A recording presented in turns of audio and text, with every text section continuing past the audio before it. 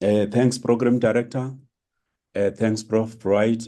Ladies and gentlemen, it's my great honor to perform this role of introducing our keynote speaker for the second day of the conference.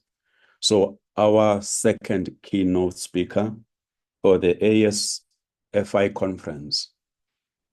The speaker, in a nutshell, is the Executive Director of the Research Enterprise Systems in Abuja, Nigeria. Is the Professor of Political Science, Department of Political Science at the University of Ilorin, Nigeria. Is a consultant on policy, on budget work, and on legislative advocacy. The more detailed information about our keynote speaker, Professor Fatai Ayinde Aremu, is the Professor of Political Science. He obtained BSc Political Science in University of Jos. He has got MSc in Political Science in Usmanu Don Fodio University in Sokoto, and a PhD in Asia Pacific Studies at the Ritsumeikan Asia Pacific University in Japan, where he was awarded a Certificate of Excellence for Outstanding Quality of Research. He was Senior Technical Advisor on Policy and Legislative Advocacy at the Bill and Melinda Gates Foundation, Funded Advocacy and Social Accountability Project, Partnership for Advocacy in Child and Family Health, a project anchored by Development Research and Projects Center in Abuja, Nigeria. In that position, he coordinated and conducted a number of studies, training programs, and top-notch policy engagement on health sector budget, on health policy and legislation.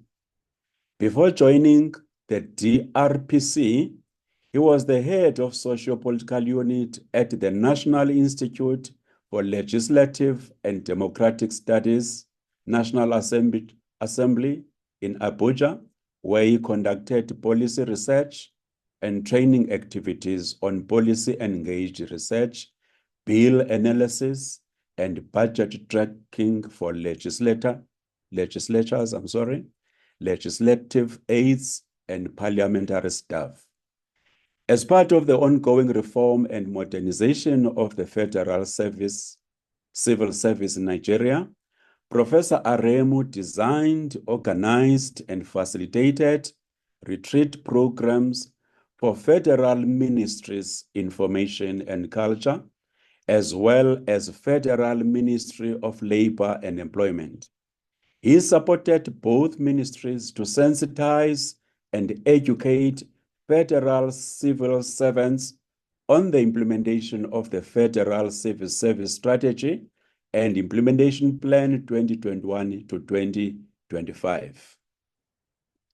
He also facilitated a policy training retreat for members of Senate and House committees on health, primary health care, health institutions, and appropriation.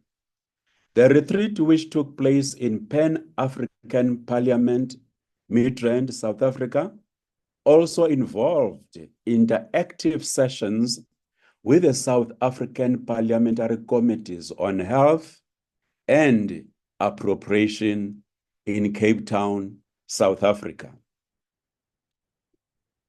He is the author of Asymmetrical Foreign Policy Behavior of Japan and China, a publication that was released in 2011, the co-editor of Introduction to International Relations in 2012, and the 2 decades of legislative politics and governance in Nigeria's National Assembly, the publication that was released in 2020. His works have appeared in Africa Today, in African and Asian Studies, in Irutse, Ritsumei Khan. I'm struggling to pronounce that name, apologies. Ritsumei Khan, Journal of Asia Pacific Studies, Asia Pacific World, etc.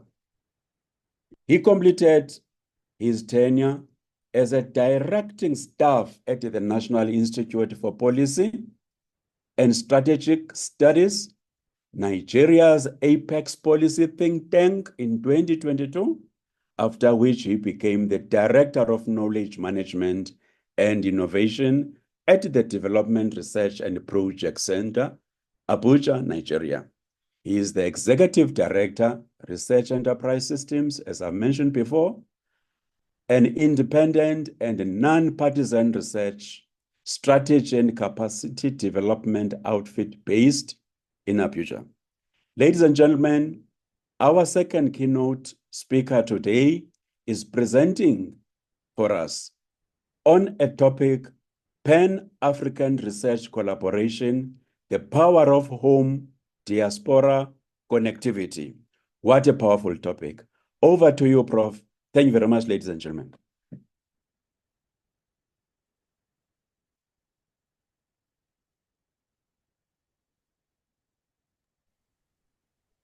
All right, Prof. Thank you very much, Dr. Great. Dwai, for that. Okay. Prof, go ahead. Go ahead. Professor Bright. Prof, go ahead. Go ahead. Hello. I thought Professor Bright, you want to say something, or should I proceed? Yeah, proceed, please. Proceed, Prof. Okay. Thank you very much. I will show the video. Okay. Thank you very much. I'll show my video so that you can put face to the voice, maybe along the line. But I think we can go ahead this way. So, good morning, distinguished colleagues. Let me begin by thanking Dr. Dwai for that very compelling introduction. You pronounced everything correctly, so you didn't struggle at all. And I want to thank Professor Bright and the amazing team in ASFI for putting this program together and for inviting me to do this keynote. It is my honor and pleasure to join this community of African and Pan-African scholars all over the world. And the theme for this particular conference, Beyond Boundaries, Breaking Collaborative Frontiers for Impactful Research and Career, could not have come at a better time. And I'm very happy that I have the privilege to speak on this topic, Pan-African Research Collaboration, the power of home diaspora connectivity. I will begin my presentation with an African proverb, which I'm sure we are all familiar with. We'll just remind ourselves. It's a proverb from Ghana that says, wisdom is like a baobab tree. No individual can embrace it alone.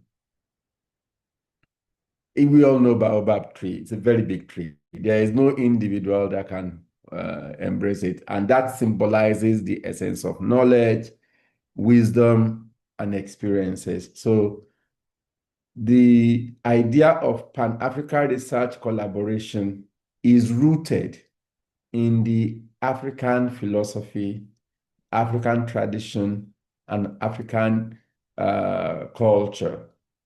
We are who we are because all of us are.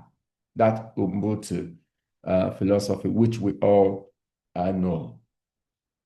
But then we are gathered here today to review Africa's intellectual landscape, Africa's intellectual ecosystem, which spans all over the world, different countries, different continents. There is nowhere that we don't have Africans making waves in their various fields.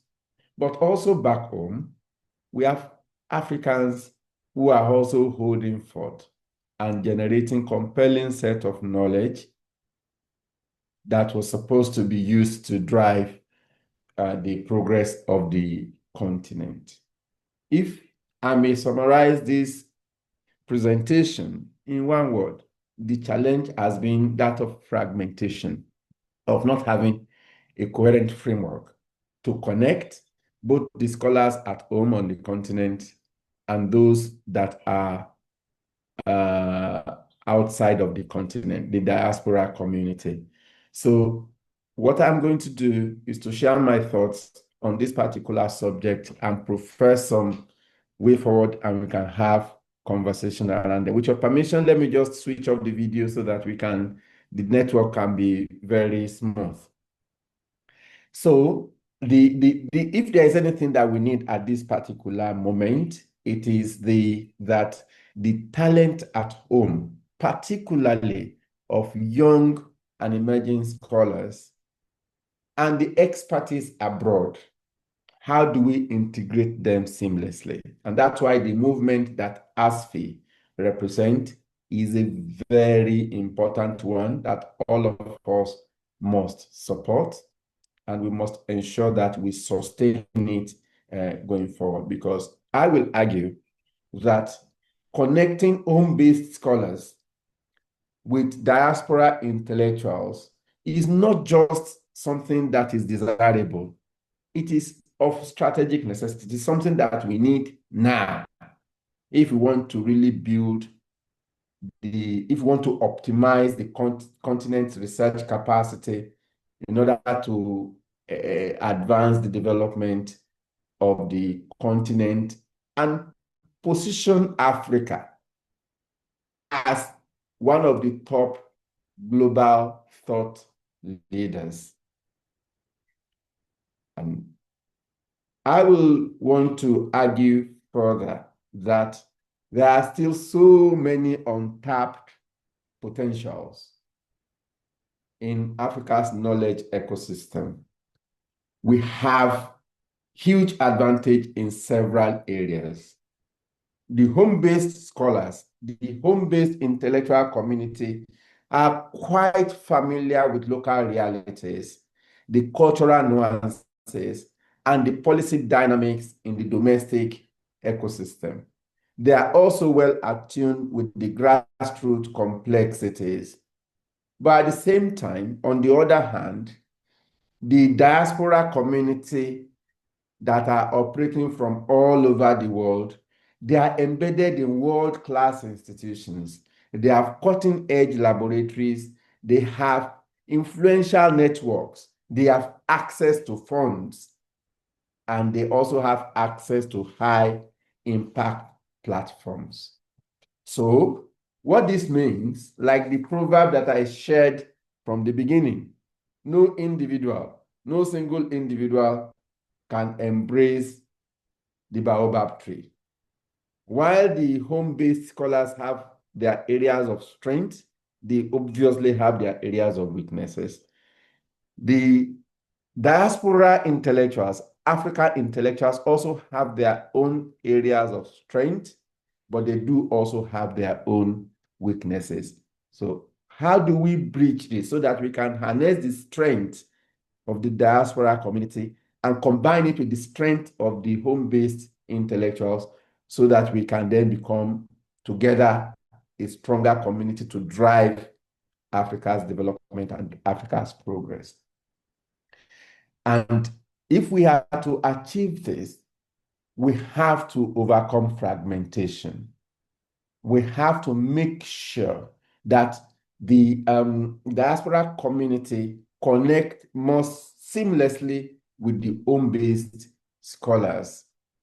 And we have examples all over the world of places where this has been done. China is there, India is there, Israel is a classic case, and South Korea. There are so many countries that have deliberately provided a framework to enable the home-based intellectual community connect with their counterparts in the diaspora community in order to leverage the strengths of both sides of the aisle. And the conversation has already moved beyond this brain drain of saying, oh, the Africa is being depleted, the best brains in Africa are moving abroad and they are leaving Africa. With the coming of technology, and I'm happy with what ASFI has been doing in this regard, the world is now a borderless community.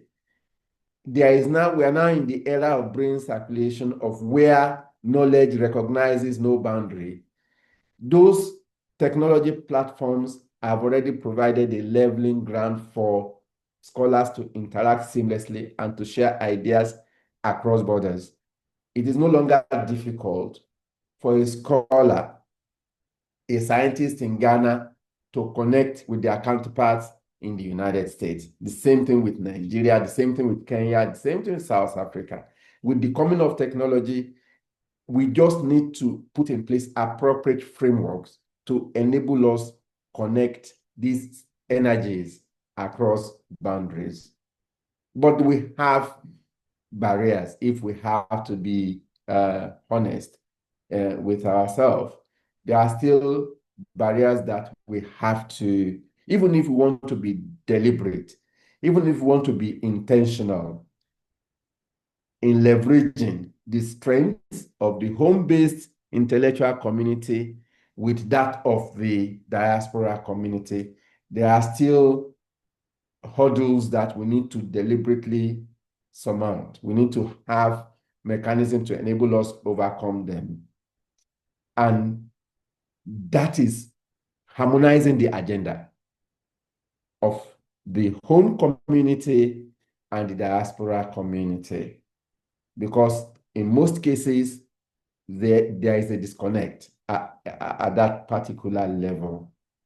The second important thing that we need to have a conversation around, as I've been reflecting on this topic since I got it, and being privileged to have operated from the home front and from the diaspora community before I came back home, I could say this, that unless we have institutional incentives to promote collaboration between African-based scholars and the diaspora community, it will be very difficult to encourage collaboration. For example, in the university system, to the ones that I know, I am not sure whether the promotion guideline assigns specific scores for aspiring scholars to deliberately collaborate with their counterparts in the diaspora community. So if we can have some points assigned for that, it will encourage people to deliberately look out for counterparts, African counterparts in the diaspora community that they can collaborate with. And the same thing vice versa. If there are incentives out there too, to enable scholars abroad, mentor, support, and partner with their colleagues back home. So that aspect is something that we need to really reflect on critically. And we still have to be very frank. The infrastructure to support intellectual development back in Africa is not even across the continent. Some countries are ahead, others are still lagging behind in terms of laboratories, in terms of access to data, in terms of digital infrastructure, in terms of their library, in terms of the research support system, generally speaking. So one of the things that we need to reflect on is how, within the framework of this home diaspora connectivity, how do we ensure that the infrastructure does not stand in the way of building this network?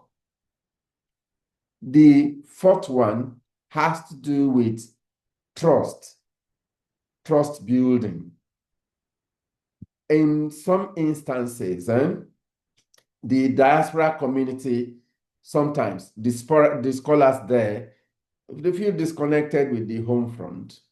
And sometimes there is a sense of superiority that usually go with the achievement that they have, and they tend to look down on the home-based scholars.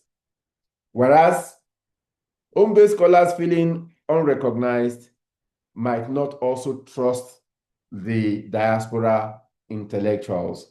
So we need to find a way to overcome the problem of trust and the misperception. The bottom line is that the overarching vision, the overarching goal, whether you are based in Africa or you are in the diaspora community, there is no African that is not interested in the progress of Africa.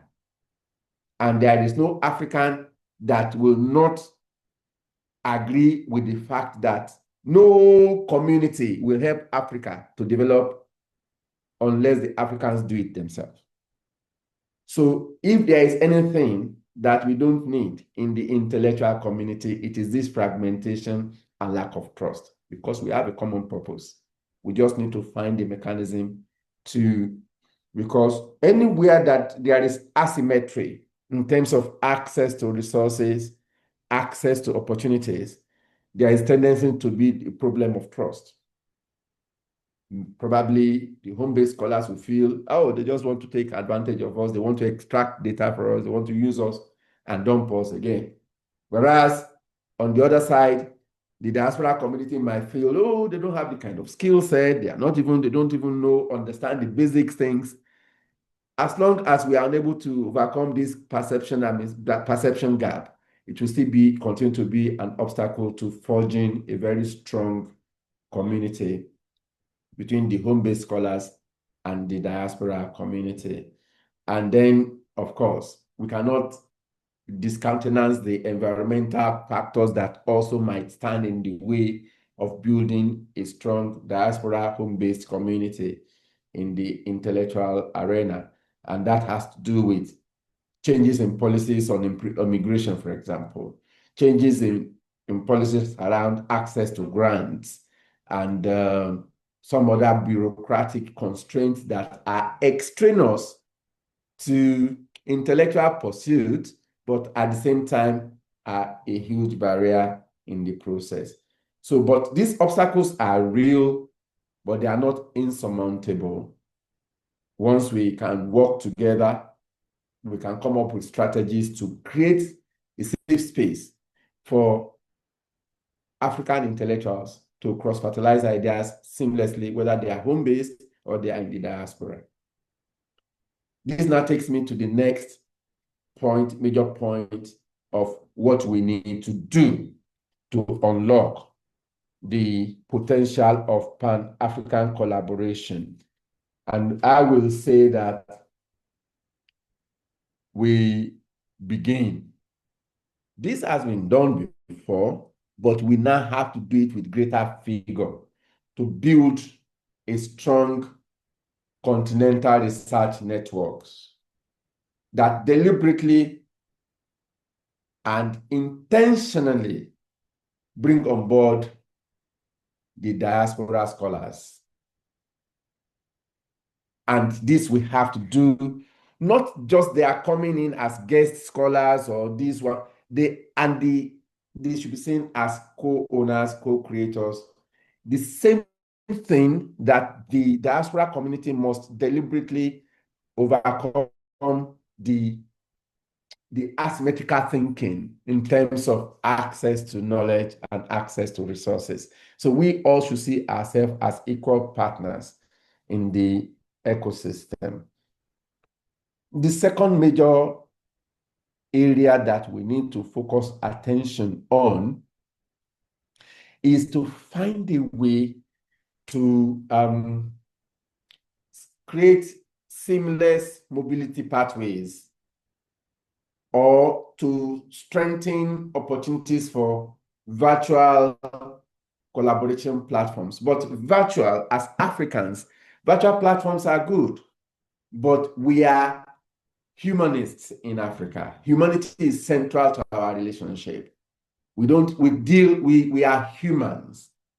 We don't objectify humanity in Africa. So we still have to find a way to create a pathway for easy mobility in terms of short-term visits, in terms of co-teaching, in terms of joint seminars, in terms of shared data repositories, and so many other platforms like that. That will really help a great deal to reduce the asymmetry between the home-based African scholars and the diaspora scholars. The third thing that we need to focus on is to find a way to align the incentive structures in our universities and knowledge production platforms across Africa and the research institutes to make promotion criteria to reward not just co-authorship and mentorship within Africa, but to reward collaboration with the diaspora community in terms of collaborative grants, in terms of co-authorship. And we have to be very deliberate about this because the natural course of action for a human being is to follow the path of least resistance.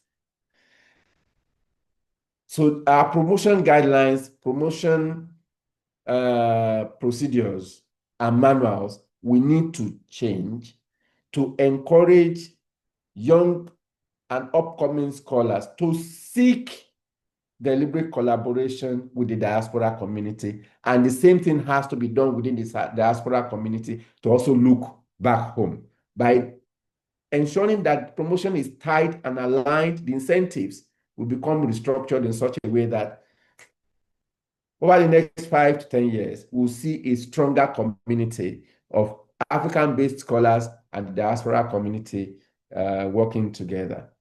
The fourth point that I want to put on the table is how whether platforms like AU, ECOWAS, East African Community, SADC, and so many other regional, sub-regional bodies like that could invest in transnational partnerships that is deliberate about having something like home diaspora funding schemes that can support collaboration between the home-based African scholars and their diaspora counterparts. The reason this is important is because this provides an African-wide institutional framework to support initiatives like what ASFI is doing and others are doing. It becomes more coordinated. There is an umbrella body across Africa that people can always go to when they are desirous. So a young scholar in University of Ibadan or in Kwame Nkrumah University or Dar es Salaam can just go to that platform to seek for a partner, maybe in Australia or in Canada or in the United States or in Europe. And that kind of funding scheme, even if there are no existing grants, even if the diaspora scholar does not have a grant that is operating, the one that is run by AU or EAC or SADC can kick in immediately to foster that collaboration and support the funding and enable them to move if they have to co-teach, to co-author, to do joint research and all that.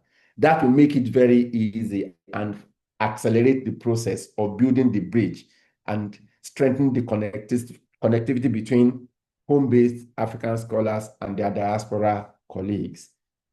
The fifth one, which is very important, is to find a way to foster a culture of mutual recognition and partnership. Mutual recognition and partnership in such a way that we are not seeing one side as begging the other. We are not seeing one side as being superior to the other. We see both the diaspora community and the African-based scholars as equal partners with common interest to advance the development and advance the progress of Africa together. Unless we give mutual recognition and mutual respect, which is part and parcel of African philosophy, it will be difficult to overcome all the other barriers. But if we work together, we will be able to do that. But we have to find a way to give each other recognition so that we are equal partners in the project, in the African project. So where do we go from here? And I think I will challenge ASFI and all of us to take this particular platform very seriously, because we can look into the future and say, in the next 10 years, where do we see ourselves? Where do we see the African knowledge ecosystem, whether it is home-based or in the diaspora? Are we looking forward to a situation where we have a Pan-African research cloud system such that scholars from all over Africa, either you are from Kigali, you are from Lagos, Johannesburg, Dakar, anywhere, you can have access to shared data sets and tools? Are we also looking forward to having a specific program that targets young people and bringing them on board into what could be called intellectual core or science core or diaspora science core that people can look up forward to and say, okay, once I finish my master's, I'm going into this. This is where I'm going next. That will provide mentorship, guest lecturing, and other advisory support services across the continent. There are so many initiatives that are being done in this area, but they are fragmented and they are not connected. So we have to look at how to connect the dots. We already have what looks like regional centers of excellence right now, but we have to see how we can amplify them, upgrade them, scale them up, and make sure that it follows this synergy between home-based scholars and the diaspora experts. And there are so many areas that are begging for urgent attention that neither the home-based scholars can do it alone, nor the diaspora community alone. Unless they work together, it's difficult to see the way forward. Just like the baobab analogy I gave from the beginning, issues around climate action, food system strengthening, fintech, public health, migration, AI, governance issues. There is none of these issues that can be tackled effectively by the home-based African scholars or by the diaspora community going it alone. We have to work together. And we have to look forward to a point where African universities become the epicenter of talents, so that we can then begin to gain from the brain drain era and turn it to brain circulation. And most importantly, and I have to be very honest, because I believe I'm speaking with my family members. We have to be very quick, very deliberate, and very committed to this cause, because there is a surreptitious anti-intellectual whirlwind gathering from below, where younger generation are more interested in easy access to how they can make money, not investing long-term in intellectual development, knowledge generation, and transmission. Anything that has to do with knowledge takes a lot of time to build. So the younger generation are looking for shortcuts or how they're going to make money. And some of them will say, oh, school is a scam. Oh, what do I get from that? And that is an invitation for a very dangerous future. So we have to see a way of making intellectual endowment attractive to younger generation of Africans. And they should not see research, they should not see intellectual capacity. They should not see knowledge development as an escape, or okay, because I don't have anything doing, let me just take this one for the meantime so that I can move on later on. No, we should see it as an opportunity to build on the continent. We have no other continent other than this one. Even if you have permanent residency, even if you have whatever you have anywhere, once you are a Black person, you are an African, anywhere you are. So we have a responsibility to work together so that future generation of Africans, even the present generation of Africans, will be proud of this continent than it is presently. So coming back to the theme of this very important conference, building beyond boundaries, we should see it as something that should be in our DNA as scholars from Africa, whether we are home-based or we are in the diaspora community. So I will conclude by saying that collaboration is not an option. It's not something that we should treat as either or. It is something that is important, it is urgent, and it is necessary, not just for our own individual development, but in the collective interest of the continent that we all love very dearly. So I want to thank everyone for listening. I will pause here so that if there are areas that we want to discuss, or you want me to share more insights or share more, and the ones that I cannot do very well, I know that those who know better than me are on this platform. They will come to my aid. Thank you very much for listening, everyone. Thank you very much, Prof. Wow. Thanks, Prof. That's wonderful. Thank you so much. Let's really give response to Prof's presentation by means of our reactions on the chat. I think there are a lot of memes that we should really send to Prof for him to notice the impressions that we are having from his presentation. I've seen a lot of comments on the chat box. Time doesn't allow us to go through those unless Program Director, you would actually give an indication as to how we're doing for time and how we can try to capitalize on Prof's presentation as a scholarly community. Prof, thank you so much for this presentation. I like the way you have concluded your keynote in terms of really drum beating the point home that collaboration is a necessity if we want to reclaim, I would argue, if we want to reclaim our voice and agency in repositioning ourselves as scholars. Thank you so much, Prof. I had 4 points in terms of what I personally took away from your presentation, which I think would concur with how the rest of the members feel.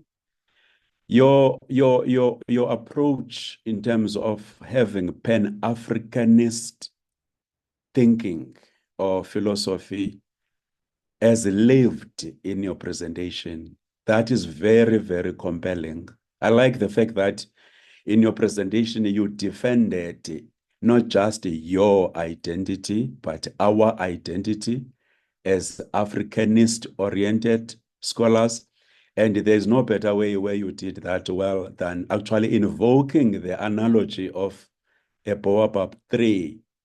Honestly, that's very powerful analogy where you argue, and we have been very clear that if we approach these efforts in an individual manner, that will be very defeating. We have to understand ourselves as a collective because it's in our togetherness, our Ubuntu philosophy, our team approach, the collective, the power of togetherness that would realize ourselves really as scholars in the space. And really, there is nowhere else where that example is illustrated other than this platform itself, where ASFI has organized ourselves to be here, and we have explained it so well. The second point you touched on the need for us to actually have the capacity to identify these asymmetries or obstacles that tend to constrain these good ideas or the efforts, where it must not just about building the talent at home. We have a responsibility to be connected with the people of the diaspora and then rise as scholars. In the process, we overcome fragmentation, the power of technology as SSFI is demonstrating, the need to build incentives that promote collaboration by means of policies, procedures, and guidelines, and trust building in the process. You went on to outline the strategies of doing that through network building, creating seamless mobility pathways, or creating virtual platforms, finding ways to align the incentives internally in Africa in terms of mentorship support systems, and then externally in terms of what we could do in practical terms with the people of the diaspora. You suggested how we can reimagine even the current platforms like AU, ECOWAS, and many others, even including ours, the SSFI, in terms of how to develop it further, and in the process, try to attain mutual recognition and partnerships, which are anchored on Ubuntu philosophy.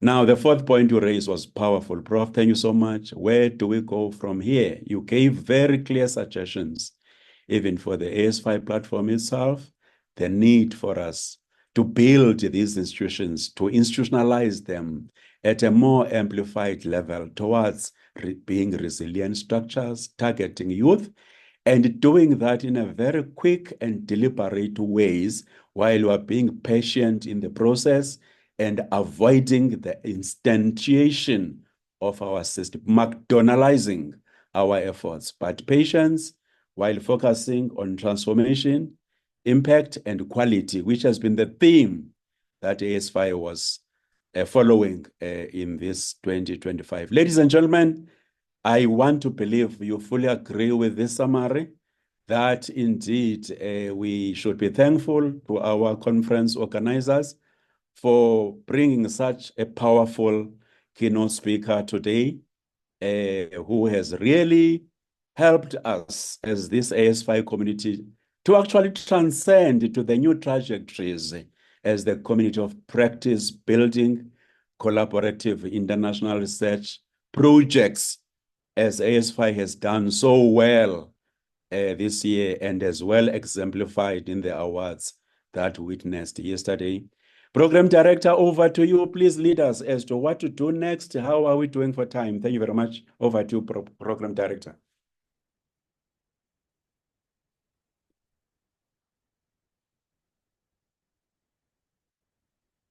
There are hands coming up, people raising questions. I think others are clapping in appreciation. All right.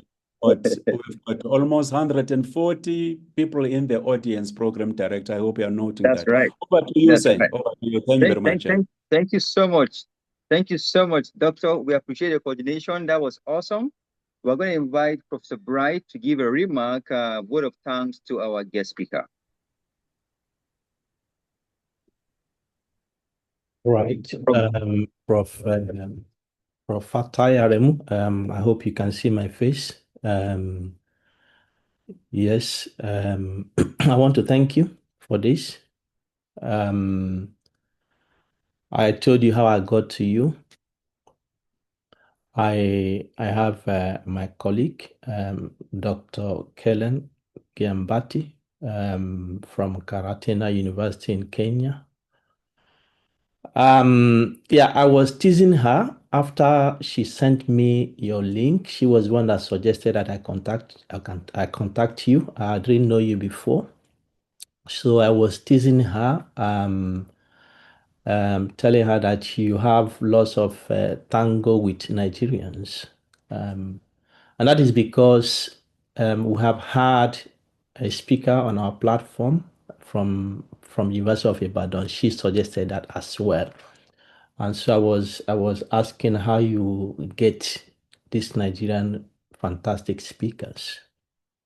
Anyway, it shows Yeah, Nigerians are influential because of our numbers. So that was how I got you, and what you have presented this morning shows that it was right to bring you on board. Really, you spoke for a short time, but you brought up many things that we need to digest.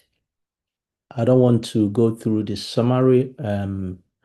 Dr. Valile Duaye has excellently presented, but you mentioned a lot of things that we need to be thinking.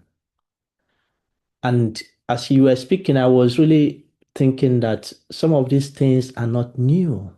Some of these things you mentioned are not new, because I have sat down with some colleagues and then we looked at, what happened during the independence, how African countries got their independence and things like that.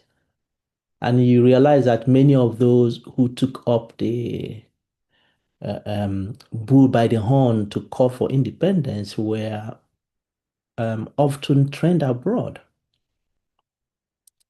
And getting back home, they realize the need for rescuing Africa. But the point that I noticed in the thread of things that happened was that there was really a huge collaboration amongst them. From Ghana to Nigeria to Kenya, there was a network. They were sharing some ideas. So in that sense, some of the things you have mentioned are not new. Home diaspora connectivity. And I think that is really the way we need to be going. You spoke to our team quite a lot, breaking boundaries. That is where we need to be. But I think the realities that Africa faces so much now, because the inequities that our peers who call for the independence notice at the time have become much more greater now that Africans are ruling themselves. And you can imagine what other time we need to break boundaries. Otherwise, I think once our generation has passed, you wonder what will happen to our children and our grandchildren, great-grandchildren. So thank you, Prof, for your speech. One thing I would like to mention, this was over 10 years ago. I went for a conference in Nigeria. And I met some of my colleagues, some of my lecturers at the university, and there was a common thing they said to me. Oh, we need you here, we need you here. And each of them that said that, I said, no, you don't need me. You don't need me in Nigeria. You don't need me. One is that we all cannot be in Nigeria to move Africa forward. Some of us need to be out because the world has become global. Knowledge has become global. So some of us need to be out there and send some signals home as well. So we can't all be home. All right. Then the second thing was that the way the world has gone, you can see that you can be anywhere in the world and achieve lots of things. For instance, this platform here, where we have thousands of Africans, I barely met up to 5 of those that who have worked for the past 5 years. I barely met them face to face. It's on Zoom like this. So some of the barriers have already been taken out by the realities of the world we exist. Yeah. So I hope my answer to them was convincing enough. as 10 years has passed, I began to realize that I was actually right. Because a few years after that, we started ASFI. And I'm not in Nigeria, I'm in Sweden. And I can see the great things happening on this platform. But I have to emphasize one of the things you mentioned trust. Trust is needed. ASFI celebrated this 5th anniversary this year.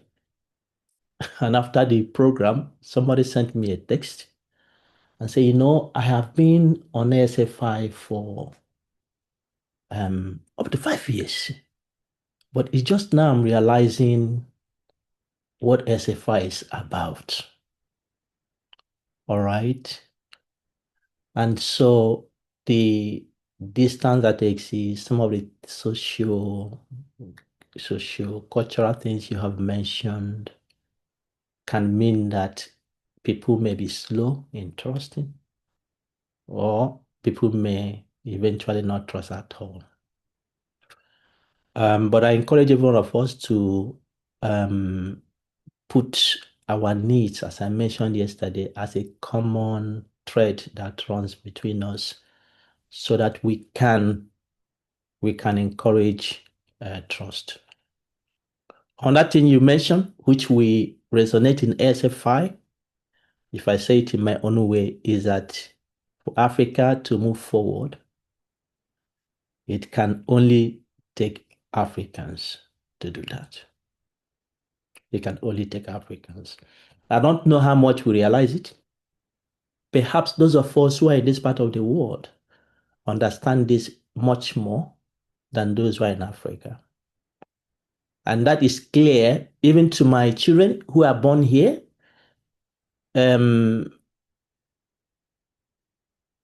Because they are here, they are proud of their Africanness, if you understand what I mean.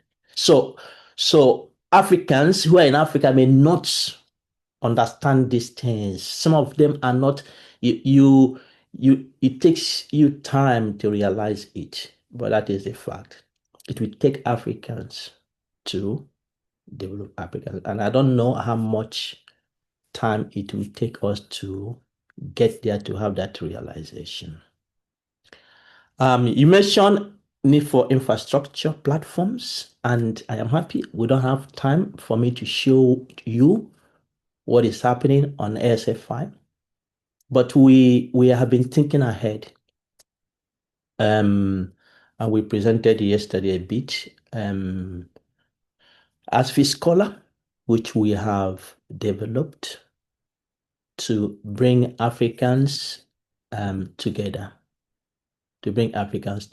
And we have offered this to Africans to take advantage of that. We also have ASFI Meet, that is video conferencing platform, but it is integrated with electronic poster viewing.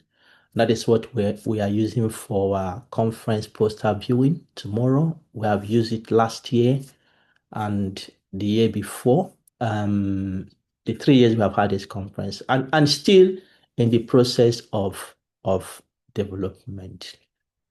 Finally, Prof, I am really happy for you to emphasize the fact that togetherness is key. And in this togetherness, we should deal away with certain characteristics. And you mentioned this superiority complex, which we don't need going forward.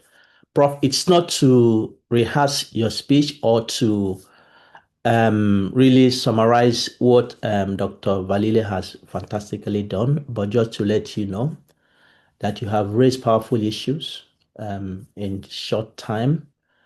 We have taken it in.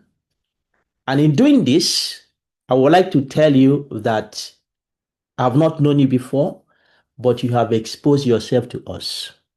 All right? Because we do not invite people once. some of the things you have mentioned gives us the realization that we need to bring everybody who is interested. And I'm very happy that you did not say no, because I know where you are, you're so busy. You did not say no. You gave up yourself to say, yes, I will do it. I'm grateful. Just to let you know, we will be calling on you because we need your experience. We need your support. We need you. You are now very close to the hem of power, is it? So we need some of your insight and encouragement. So thank you very much, Prof. I'm not sure, is he still here? For coming and for sharing your experiences with us. Thank you. Thank you very much, Professor Bright. It's my pleasure to be part of this amazing community. Anytime you need me, I'm available. Thank you. And I didn't know you're so young, Prof. I didn't know you're so young. You look so young, younger than I saw. Yes, good to have you, Prof. Thank you very much. Yeah, Thank you very thank you much. so I'm much. just 8 years old. My professorship is just 8 years old. So it's a very young professor. He's 8 years old now. Yeah.